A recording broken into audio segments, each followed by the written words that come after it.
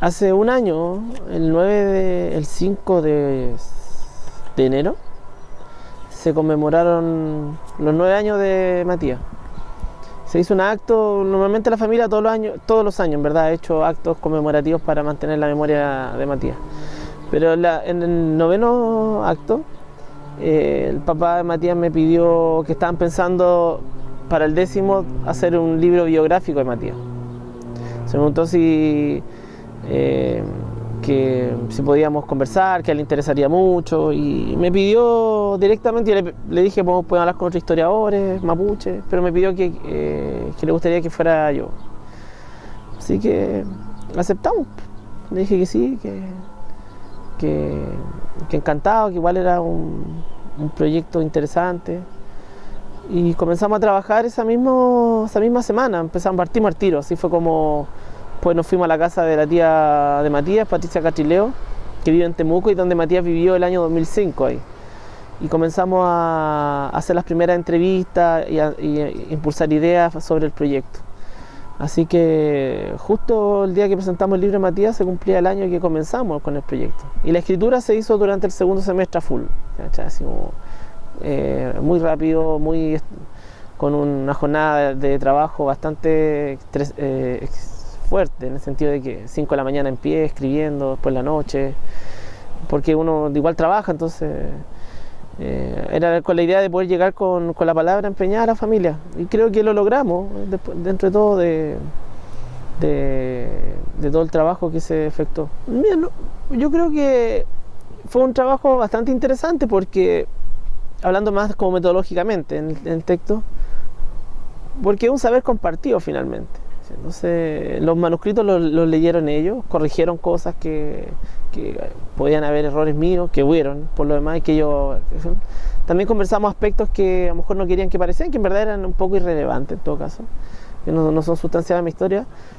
Pero yo diría que hubo bastante libertad, y eso yo le agradezco harto a la familia, que hayan confiado en mí, porque no es fácil abrirse a dar cuenta de una historia. A lo mejor ellos esperaban algo distinto. Siempre es complejo trabajar con la memoria y sobre todo con los afectos que la familia tiene a Matías. Entonces la Catalina Catrileo, ella siempre planteó que no quería una biografía como que dijera a Matías como un mito. El papá puso a disposición todas las cosas que yo necesitara, desde los cuadernos de enseñanza media, un cuaderno de Mapungú, la agenda universitaria, fotos. La mamá también puso a disposición algunos aspectos de ella, ¿sí? Y la entrevista partió con la familia primero. Entonces fue un trabajo en conjunto, y por eso yo creo que es una biografía que igual es más colectiva, porque hay opiniones también de tíos de la tía, pero hubo mucho espacio de libertad, y yo le agradezco a la familia eso, porque yo creo que este trabajo tiene un buen resultado. Bueno, obviamente los lectores van a decidirlo, pero tiene bastante afecto por lo mismo, porque es un trabajo en conjunto. Bueno, y en las partes, bueno, está en el libro, pero hay unas partes que él tiene anotados libros, por ejemplo, de referencia, Historia Mapuche de José Bengoa, Lien Laf. Y uno de los libros que va a ser interesante en la narración va a ser el de Rolf Foster, de Religiosidad Mapuche, porque es un libro que Matías tiene anotado en su curso Mapungú. Yo sé que lo empieza a leer cuando llega a Temuco, en el 2005, porque se va a vivir con la casa de sus tíos, que ellos viven en Ligüén, y por tanto está la biblioteca en Ligüén. Y Matías comienza a poder acceder a esta biblioteca de pensadores descoloniales mapuche, y entre eso está este libro de Religiosidad Mapuche, y es el libro que Matías carga en su mochila el 3 de enero cuando lo matan. Por tanto, parece que un libro, uno podría pensar tal vez que un libro de consulta en distintas etapas en la historia de mapuchización de Matías, y que yo creo que va muy acorde con su construcción identitaria, en el cual, si bien él públicamente no se muestra que fuera a lo mejor tan espiritual, ¿ya? Matías, a raíz de la publicación de los poemas que él dejó en sus cuadernos y que la familia lo publicó como libro, El abrazo del viento, y estas otras perspectivas muestran que Matías es profundamente espiritual a la vez, ¿sí? Es muy intelectual, muy ideológico, ¿cierto? Pero también es una persona de mucho discernimiento interior. Eso a mí fue unas cosas que me cautivó de la biografía y de la posibilidad de poder leer aspectos que él mismo fue dejando, unas huellas que fue dejando. Yo creo que el Matías confluye en distintas variables para conformar una entidad. Primero, yo por lo menos en el libro resalto el contexto latinoamericano de emergencia indígena en América Latina y el contexto político que el movimiento mapuche está forjando en los 90. Me parece que los 90 del Matías y la primera etapa del 2000 son muy importantes. Creo que también es importante relevar el lugar donde nace Matías y donde se desarrolla su niñez y su adolescencia, que es en la comuna de La Florida, una comuna de acelerados cambios.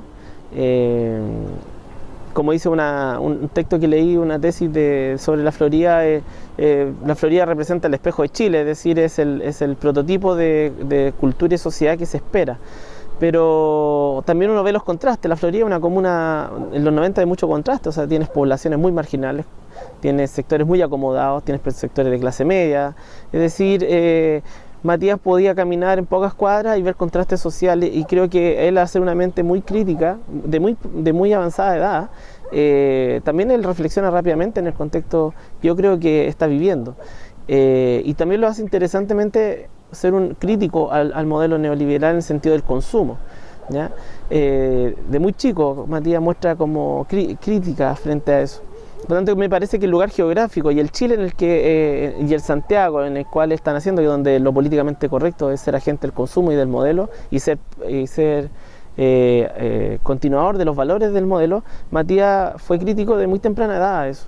Y eso se ve en sus amigos de niñez, lo describen de esa forma, los de adolescencia, y también en sus formas a veces culturales, un pensamiento en un momento cultural muy punk, de contracultura, en el cual Matías apuesta por la contracultura neoliberal en su adolescencia, y que después lo canaliza, creo yo, políticamente en el movimiento mapuche, y luego también en el activismo político, que yo creo que es el paso de ser cuestionador a decir, bueno, vamos a transformar esto con algo concreto. Y creo que Matías en ese sentido es muy reflexivo y toma decisiones también puntuales, en la cual tiende a hacer, a partir de los testimonios de los amigos y la familia, como de seguir adelante, ¿sí? Como toma una decisión muy reflexionada y pum, y va hacia adelante, hacia lo que él considera que es justo. Y en ese ámbito creo que el Matías también tiene muchos valores humanistas, ¿sí?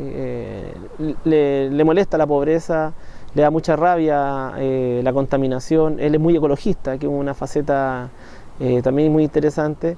Le molesta las vulneraciones, ¿sí? Le molesta el racismo. Entonces Matías, creo que sin buscar esencializarlo, porque una de las cosas que la familia no quería era justamente eso, pero uno puede darse cuenta que entre los 14 a lo que va a ser su vida posterior hasta los 22, 23 años, Matías es un ciudadano, si uno lo quiere ver, atípico para el modelo neoliberal, para el pensamiento chileno, y cuando se plantea esta idea de la politicidad en los 90, yo creo que Matías y otros jóvenes y jóvenes vienen a plantear justamente lo contrario. Matías es una persona muy político y muy crítico frente a la sociedad que se está constituyendo. El primer capítulo se llama Quesada porque un poco en la vida tal vez criolla de Matías, en el sentido de que vive en la Florida, un niño, un poco lo que yo digo, no sé si sea correcto, pero la forma, pero digo, Matías podía haber sido chileno, ¿sí? Pero Matías optó por, en un momento, construir su identidad o recuperar o hacerle sentido su otra parte, el acatrileo, ¿sí? Por tanto, creo que hay una historia familiar, personas que son de trabajo, que están vinculados a la lucha antidictadura. En los 90 el contexto indígena me parece fundamental. por redes familiares, la tía de Matías, Patricia Catrileo, está casada con Pedro Marimán, que es uno de los intelectuales mapuche fundadores del IWEN, y pertenece a una de las familias intelectuales mapuche más prolíferas del último tiempo. O sea, está Pablo, el autor de Escuchahuinca, está José, que es teórico de la autodeterminación, está el mismo Pedro, que fundador de Gualmapuén posteriormente, y que plantea muchas ideas sobre el nacionalismo mapuche, con la mirada internacional, sabe mucho de políticas públicas. Por lo tanto, no estoy diciendo que haya, y el tío lo recalcó, no es que haya habido una formación, sino que Matías tuvo una posibilidad de poder estar todos los veranos, posiblemente con la familia Catrileo, y escuchar conversaciones y hacer preguntas, porque todos describen que Matías es una persona siempre de preguntas, de andar escuchando, de preguntar, de saber, y ese conocimiento lo absorbe no solamente de los tíos, de los abuelos. Es una persona, una mente rápida y también muy buscadora de respuestas. Bueno, creo que el círculo familiar es importante en su diagnóstico político mapuche y en tratar de comprender y finalmente entender su otra identidad indígena y en algún momento relevarla sobre otra. Matías llega a la casa de la familia Catrileo y de la familia Marimán, que en el IWEN. Se empieza a incorporar en la UFRO, conoce todo el mundo cultural mapuche, se asocia mucho a los hogares, esa es como su primera cercanía cultural, política y de militancia, ¿sí? Ahí conoce a varios de sus amigos que van a después luego fundar Huequintún, que es como una pre-organización urbana que apoya a los presos políticos mapuches, para después ser parte fundar la red de apoyo de Temuco a la coordinadora Ocomayeco. Pero Matías entra por el lado de los hogares y ahí conoce, ¿sí? Y ahí se va conociendo el mundo mapuche. Matías decide irse a vivir a los hogares mapuche en un momento. A fines del 2005 Matías decide dejar la casa de la familia Marimán Catrileo, se va a vivir a los hogares y luego con otros amigos mapuches terminan por arrendar una casa donde vive hasta casi el final de su vida, previo 3 meses antes que se va, o un mes antes, cuando se va a vivir con su pareja, que es Rayén, en Labranza, donde arrienda una casa con el objetivo de crear una vida, lo que dice Rayén, que Matías tenía planificado irse a vivir al campo, retornar al campo, trabajar ahí. Llevar a la práctica el discurso político del movimiento mapuche, o sea, el retorno al país mapuche, pero el retorno también al campo. Matías es muy intelectual y muy ideológico, por lo tanto yo creo que Matías habría cumplido con lo que Rayén plantea. Parece que todo apunta a que Matías sí, para él la palabra es muy importante y por tanto cumplirla es parte fundamental de su identidad. Pero el papá me pidió mucho que hiciéramos ese capítulo porque me decía que el libro no iba a tener la relevancia si no hacíamos aquel capítulo que era el de la impunidad, la búsqueda de la impunidad. Así que yo creo que fue un capítulo escrito un poco a dos manos, porque ahí ellos hicieron un texto donde estaban las partes de Catalina y la señora Mónica. Yo agregué prensa y otros aspectos del archivo, me dejaron a disposición el proceso judicial, más la prensa, por lo tanto creo que ese capítulo es compartido, está particularmente la escritura de don Mario, que me lo mandó por escrito y lo empezamos a trabajar en conjunto, y me parece que uno de los capítulos más político. Yo tal vez le agregué la reflexión en torno a Nahar en el tema del papel de la maldad y tal vez me parecía que era un capítulo que debería terminar con esa denuncia un poco, ¿sí? Una denuncia política, pero también analizando los personajes históricos, ¿sí? Un poco el papel de la policía, de Walter Ramírez, esta noción de inocencia, de que ellos nunca son responsables, que el responsable es la institución, que aquí es la institución, ¿sí? El gobierno, ¿no? Claro, o sea, cuando dice la institución me está hablando de un edificio, ¿cachai? Un edificio no es responsable, son los seres humanos los responsables, no el edificio, ¿cachai? Entonces, esa cosa como humana que plantea la policía para justificar crimen me alentó mucho a plantearlo, ¿sí? Y creo que fue ahí la agudeza política del papá el que pidió que hiciéramos honestamente yo no había dimensionado el tema de la impunidad, ¿cachai? O sea, sabía todo el proceso, pero nunca había dimensionado hasta que nos sentamos a trabajar ese capítulo el tamaño y las redes de la impunidad. Yo creo que eso fue lo que a mí me sorprendió, y ahí fue que encontré que el papá tenía mucha razón, don Mario tenía mucha razón cuando instigaba que teníamos que cerrar con ese capítulo, y creo que efectivamente el libro no hubiera sido, no hubiera tenido ese cierre de denuncia político si no ha sido por el papá. Creo que y me alegro que me haya obligado a escribirlo, así que sentarme y trabajáramos juntos ese capítulo. Yo creo que esa parte es buena explicitarla, porque como que como sociedad nos estamos, como siento yo, como acostumbrando a que es normal que alguien muera, o que alguien sea muerta por un disparo, en un atropello, que de repente pase alguien en un auto y le pegue al ciclista, o el ciclista a la inversa se baje la bicicleta y vaya a pegar a la persona al auto, ¿cachai? Nos estamos acostumbrando a naturalizar la violencia, y a mí eso me parece que como sociedad no es bueno, ¿cachai? La violencia, si bien está como dentro de nosotros como seres humanos, cuando empezamos a sentir que es normal que haya mujeres muertas por hombres, cuando empezamos a sentir que el racismo es normal, cuando empezamos a sentir que golpear a otro en la calle, me parece que hay una sociedad que está perdiendo su agencia de humanidad. Y creo que la humanidad, el ser humano, el respeto al ser humano es lo único que nos mantiene de alguna manera en convivencia.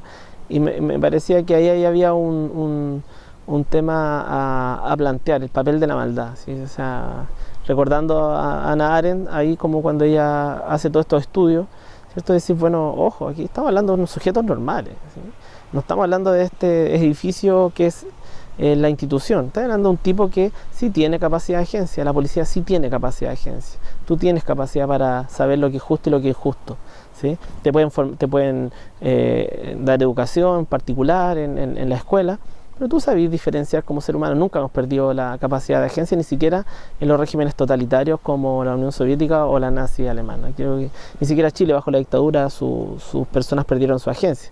Algunos sí, me imagino, los que están enamorados de sábados gigantes, pero el resto de la población se mostró en momentos particulares bajo la dictadura militar chilena que sí había todavía capacidad de agencia y que no había una dominación absoluta frente a eso. Y creo que hay que cuestionar esta mirada un poco, que no estamos creyendo de que la policía o los militares son netamente brazos de una institución invisible. Creo que no, que la persona no pierde su agencia. Una persona que después llega y abraza a su hijo de luego de haber matado a un mapuche, me parece que está hablando de un criminal.